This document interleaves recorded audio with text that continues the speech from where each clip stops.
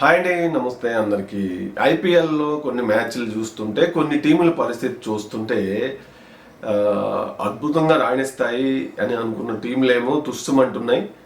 అసలు అవి ఏం ఆడతాయిలే వాళ్ళు ఎప్పుడంతే అనుకున్నటువంటి టీములు మాత్రం రైజ్ అవుతున్నాయి. Like Punjab Kings, Lucknow super gains, Delhi Capitals, ఇవన్నీ ఈ మూడు టీంలు అద్భుతంగా రాణిస్తున్నాయి. ఇప్పుడు మంచి ఫామ్లో కనబడుతున్నాయి. ఓవరాల్గా ఆ ఫైటింగ్ స్పిరిట్, ఓవరాల్గా టీమ్ స్పిరిట్ అంతా కూడా ఎక్కడైనా టీమ్ స్పిరిట్, ఓవరాల్గా టీం అంతా కలిసి బ్యాటింగ్, బౌలింగ్, ఈ డిపార్ట్మెంట్స్ అందరూ కలిసి చేస్తేనే వస్తుంది సక్సెస్. ఒకళ్ళిద్దరి వల్ల రాదు. లేదంటే బ్యాట్స్మెన్స్ బాగా ఆడి దాన్ని డిఫెండ్ చేసుకోకపోతే, బౌలర్స్ వికెట్లు పడగొట్టకపోతే ఎంత స్కోర్ అయినా పోదు. అలాగే బౌలర్స్ మంచిగా వికెట్లు తీసి ప్రత్యర్థులను తక్కువ స్కోర్కే కంట్రోల్ చేస్తే తర్వాత మళ్ళీ బ్యాటింగ్ చేసి మరి అది కూడా ఆ టీం వాళ్ళు చేయలేకపోతే బ్యాట్స్మెన్స్ అదే నిలబడదు. అంటే సమపాలనలో ఉండాలి, ఉంటేనే అట్లా ఆ మూడు టీంలు కనబడతా ఉన్నాయి. మరి గతం ఎంతో ఘనం అనుకున్నటువంటి Kolkata riders not bad not good అన్నట్టుగా వెళ్తుంది. హై ఫ్యాన్ బేస్ ఉన్నటువంటి ముంబై ఇండియన్స్ కూడా వాళ్ళు పాపం వాళ్ళ పరిస్థితి ఒక రకంగా ఉంది. 5 మ్యాచ్లు ఆడారు, ఇప్పుడు ఒక్కటే గెలిచారు. హార్దిక్ పాండ్యా ఒంటరి పోరాటం చేస్తున్న టీంని సమర్థవంతంగా ఇంకా చేయడంలో ఎక్కడో ఇదవుతుంది. సో దురదృష్టం వాళ్ళకి ఇప్పుడు 2 మ్యాచ్లు దగ్గరకు వచ్చి ఓడిపోయారు చేతులారా. అదొక రకం. అటు ఉన్నారు, అటు బ్యాటర్స్ ఉన్నాయి, బౌలింగ్ ఉంది, అంత బాగానే ఉంది. అయినా కూడా ఎక్కడో ఈ లాస్ట్ ఓవర్స్కి వచ్చేసరికి ఇప్పుడు మామూలుగా మంగళవారం జరిగిన ఆ మ్యాచ్ ముంబై వాంఖేడే స్టేడియంలో ఆర్సీబీ వర్సెస్ అది చూస్తే హార్దిక్ పాండ్యా, తిలక్ వర్మ అసలు మ్యాచ్ని రేస్లోకి తీసుకొచ్చారు. హోప్ లేదనుకున్న చోట అద్భుతంగా ఆడి గెలుపు ముంగిటి వరకు తీసుకొచ్చి వాళ్ళు అవుట్ అయ్యారు. వాళ్ళు అవుట్ అయిన తర్వాత దాన్ని ఎంతో ఒక 3 ఓవర్లు ఆడితే మంచిగా మరి ఆ టార్గెట్ రీచ్ అయిపోయే అవకాశం ఉంది. కానీ ఆ బౌలర్లు, బెంగళూరు బౌలర్ కృణాల్ పాండ్యా టక వికెట్లు తీసిండు. వాళ్ళు టెన్షన్, బౌలర్లు ఏమాడతారు పాపం. అట్లా ఓవరాల్గా అది ఓకే, అది బాగానే ఉంది. మన సిఎస్కే కంటే చాలా బెటర్, మన ఎస్ఆర్హెచ్ కంటే చాలా బెటర్. ఎస్ఆర్హెచ్ పరిస్థితి ఎంత తక్కువ చెప్పుకుంటే అంత పరిస్థితి. అయితే ఇప్పుడు ఆ చెన్నైకి ఏమైంది అనేటువంటి పరిస్థితి కనబడుతుంది. మరి ఇప్పుడు ఈరోజు వాళ్ళతో ఆడబోతున్నారు, ఏది మన పంజాబ్ కింగ్స్తో. చెన్నై మ్యాచ్కి తీసుకట్టుగా తయారైపోయి ఏంటి అంటే క్లియర్గా కనపడుతుంది. ఈ 4 మ్యాచ్ల్లో ఒకటే గెలిచారు వాళ్ళు. ధోని గురించి మనం ఏంటంటే, ధోని ఒక స్పెషల్ గెస్ట్ లాంటి వాడే. ఎందుకంటే ఆయన ఓవరాల్గా మెంటల్గా రిటైర్డ్ అయిపోయినట్టే. ఫ్రాంచైజీ వాళ్ళకి ధోని అవసరం ఉంది కాబట్టి, ధోని ఫ్యాన్ బేస్ ఉంది కాబట్టి, సిఎస్కే అంటే ధోని, ధోని అంటే సిఎస్కే అన్నట్లుగా ఒక వ్యక్తి చుట్టూ ఆ ఫ్యాన్ బేస్ అనేది ఉండడం వల్ల వాళ్ళు తప్పనిసరి ఏదో ఒక విధంగా ధోనిని ఆడించాల్సిన పరిస్థితి ఏర్పడుతుంది. ఆయనకి ఇష్టం లేకపోయినా ఆయన కూడా పాపం ఆ శరీరాన్ని కొంత ఇది చేసుకుంటూ ఆల్రెడీ అంటే మోకాళ్ళ సర్జరీలు అయినాయి. అవన్నీ 43 ఏళ్లలో ఆ పరిగెత్తి ఆడే ఆట, కంప్లీట్గా ఫిజికల్ ఫిట్నెస్ అవసరమైనటువంటి ఆట ఎట్లా సాధ్యపడుతుంది? అయినప్పటికీ ఆడుతుండో చాలా గొప్ప విషయం. మనం ఇళ్లలో చూస్తూ ఉంటాం, చిన్నపిల్లలు అందరూ ధోని, సిఎస్కే అంటే ధోని ధోని ధోని ధోని. ఇది ఒక వ్యక్తి వర్షిప్ అయిపోయింది, పూజ. ధోని చుట్టూ అట్లా జరగడం.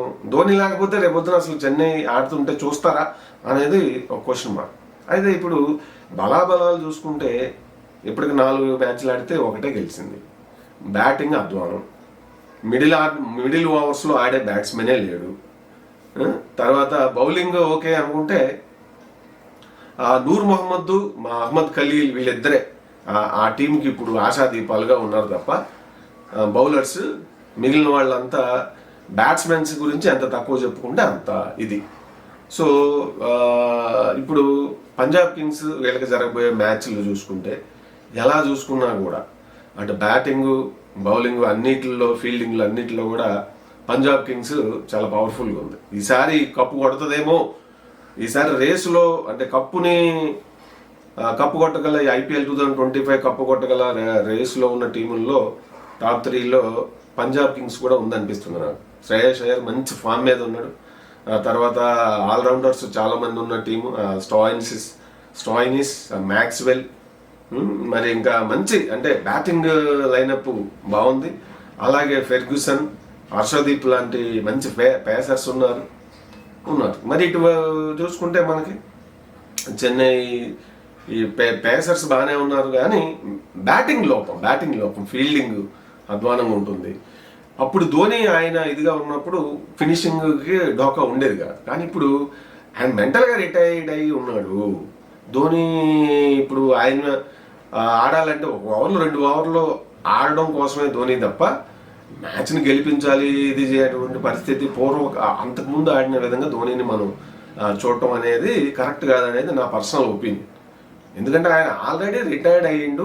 ఆ చెన్నై సూపర్ కింగ్స్కి ఆయన ఉంటేనే ఆ బలం, కాబట్టి ఆ వేలో తన ప్రజెన్స్ ఆయన ఇస్తున్నట్టుగా కనపడుతుంది. సో ఈరోజు మ్యాచ్లో జరగబోయేది పంజాబ్ అక్కడే ముల్లాన్ ఆ స్టేడియంలో. లాస్ట్ టైం అక్కడ వాళ్ళు మొత్తం 3 ఆడారు, 3 ఒకటే ఓడిపోయారు. టీం ఓవరాల్గా చూస్తే చాలా పాజిటివ్ వైబ్తో ఉంది పంజాబ్ కింగ్స్. పవర్ ప్లే దాదాపు అంటే 10 రన్ రేట్ తగ్గకుండా కొడుతూ ఉన్నారు. మిడిల్ ఓవర్స్ కూడా మంచిగా ఆడగలుగుతున్నారు. ఫినిషింగ్ అంతా కూడా ఎట్లా చూసుకున్నా ముందు బ్యాటింగ్ చేసిన లేదంటే చేజింగ్ చేసిన పంజాబ్ కింగ్సే కంపేర్ విత్ చెన్నై సూపర్ కింగ్స్తో. ఎందుకంటే చెన్నై సూపర్ కింగ్స్కి చాలా బలహీనతలు ఈసారి కనపడుతున్నాయి. నానాటికి తీసుకట్టుగా అనిపిస్తుంది నాకు. అది తయారవుతుంది టీం. వాళ్ళ మేనేజ్మెంట్ ఏంటో కొత్త వాళ్ళని లోకల్ టాలెంట్ని వెతికి తీయకుండా మరి వాళ్ళేమో మాకు ఎక్స్పీరియన్స్ వాళ్ళే బ్యాటర్స్ అన్నట్టుగా చూస్తాం. అదొక రకమైన అప్రోచ్లో వాళ్ళు వెళ్తున్నారు అనేది ఇంటర్నల్గా వినపడుతున్న టాక్. అందుకే అక్కడ ఇప్పుడు మనకి ముంబై ఇండియన్స్లో కొత్త వాళ్ళు ఉన్నారు. కొత్త వాళ్ళు ఇప్పుడు విఘ్నేష్ పుత్తూరు, అశ్విని కుమార్, వాళ్ళు ఎంత గేమ్ చేంజర్స్ అయ్యారు 1-2 మ్యాచ్ల్లో. మరి ఇటు పంజాబ్ కింగ్స్లో ప్రియాంజ్ ఆర్య అనే లోకల్ టాలెంట్ ప్లేయర్ని పట్టుకొచ్చి వాళ్ళు ఫస్ట్ అవకాశం ఇస్తే 46 కొట్టిండు. ఆ తర్వాత మళ్ళీ 2 సార్లు ఏకంగా ఓపెనర్గానే దించారు. సరే ఫెయిల్ అయ్యాడు. ఈరోజు కూడా దింపుతారు అనుకుంటా. వాళ్ళు తయారు చేసుకుంటున్నారు అట్లా యంగ్ టాలెంట్ని. మరి అట్లా పదును పెట్టే అవకాశం అక్కడ వాళ్ళు తీసుకోవట్లేదు చెన్నై సూపర్ కింగ్స్. అశ్విన్ రవిచంద్ర ఉన్నాడు, ఆయన స్పిన్నరు, ఒకప్పుడు గ్రేట్ స్పిన్నరు, ప్రపంచం గొప్ప స్పిన్నర్స్లో ఒకడు. కానీ ఇప్పుడు అయిపోయింది, వయసు అయిపోయింది. తర్వాత బ్యాట్స్మెన్స్ కూడా చదివేస్తారు. ఇప్పుడు బుమ్రా వచ్చాడు రీఎంట్రీ ముంబై ఇండియన్స్లో, 1 వికెట్ కూడా పడలేదు. ఎందుకు అలా అని చెప్పి బుమ్రా ఏమన్నా తక్కువ కాదు, అంతే లెక్క. బ్యాట్స్మెన్స్ ఇంప్రూవైజేషన్ చాలా సూపర్ ఫాస్ట్గా ఉంటుంది. దానికి తగ్గట్టుగా ఇక్కడ అస్త్రాలు సంధించాలంటే ఈ లిమిటెడ్ 20 ఓవర్స్లో అంత ఈజీ ఏం కాదు. కొంత గుడ్లో మెల్ల ఇప్పుడు వికెట్స్ అటు బ్యాటర్స్కి ఇటు బౌలర్స్కి కొంత బ్యాలెన్స్గా ఉన్నట్టుగా కనపడుతుంది నాకు. మరి అంత టూ మచ్గా ఏదో 200 అబవ్ రావడం అంటే గొప్ప అన్నట్టుగా ఉంది. మరి మొత్తం మీద చెన్నై సూపర్ కింగ్స్ నానాటికి అది తీసుకట్టుగా తయారవుతుంది. వాళ్ళకి బ్యాటింగ్ లోపం, పవర్ ప్లే ఆడేవాళ్ళు లేరు, ఫినిషర్స్ లేరు, ఇంపాక్ట్ ప్లేయర్గా వచ్చి అంటే ఒక కాన్ఫిడెన్స్, ఆ సైకాలజీ, ఓవరాల్గా ఇంటెంట్ అంటారు చూడండి, కసి, అది ఎక్కడ కనపడుతుందా. మనం ఈసారి గెలిచి తీరాలి అనే ఒక యాటిట్యూడ్తో వాళ్ళు ఆడుతున్నట్టు అనిపించట్లేదు. ఏదో ఆడుతున్నాం అనేట్టుగా ఆడుతున్నారు తప్ప. పంజాబ్ కింగ్స్ ఆడేటప్పుడు గమనించండి, లఖన్పూర్ సూపర్ గెయిన్స్ ఆడేటప్పుడు గుజరాత్ టైటాన్స్ కూడా ఆ యాటిట్యూడ్ ఉంది, వాళ్ళ యాటిట్యూడ్ ఉంది, ఆ ఫైర్ ఉంది. అలాగే ఆ టీంలు అట్లా ఆడుతూ ఉంటే అంతకుముందు అట్లా ఉండేది చెన్నై సూపర్ కింగ్స్. ఒక యాటిట్యూడ్, ఇంటెంట్, గెలిచి తీరాలనే ఇంటెంట్ ఉన్నప్పుడు ఓవరాల్ ఫార్మేషను, టీమ్ ఫార్మేషను అన్నీ మారిపోతాయి. కానీ ఆ ఇంటెంట్ మిస్ అయినట్టు కనబడుతుంది. మరి గెలిస్తే అదృష్టం అనుకోవాలి తప్ప అదేదో చెన్నై సూపర్ కింగ్స్ గొప్ప అనుకునేటువంటి పరిస్థితి అయితే టీం అంత స్టాండర్డ్గా లేదు. ఫ్యాన్స్ నన్ను తిట్టుకోవచ్చు, కానీ వాస్తవాలు మనం మాట్లాడుకుంటే మరి ఇప్పుడు మన హైదరాబాద్ ఎస్ఆర్హెచ్ పరిస్థితిగా అది గుండెపోతనే, అది తర్వాత మాట్లాడదాం. సో మొత్తం మీద ఈ ఏప్రిల్ 8వ తేదీన 7:30కి మరి మ్యాచ్ అక్కడి నుంచి ఏది ముల్లాన్ స్టేడియం నుంచి పంజాబ్ ఇది నుంచి లైవ్ వస్తుంది. అక్కడే జరిగేది మ్యాచ్. కొద్దిగా అటు ఇటుగా కొంచెం ఫస్ట్ పేసర్స్కి బాగా అనుకూలించే పిచ్గా కనబడుతుంది అనేది రిపోర్ట్ ప్రకారం. చూద్దాం మరి చెన్నై సూపర్ కింగ్స్ ఈసారి ఇంకెన్ని బలహీనతలను బయట వేసుకుంటుందో, తర్వాత అన్న ప్రక్షాళన చేసుకుంటారేమో, రిఫార్మ్ చేసుకుంటారేమో, చూద్దాం మరి. మొత్తం మీద అయితే ఓవరాల్గా చూస్తే పంజాబ్ కింగ్స్కే అవకాశం ఎక్కువ ఉంది మరి.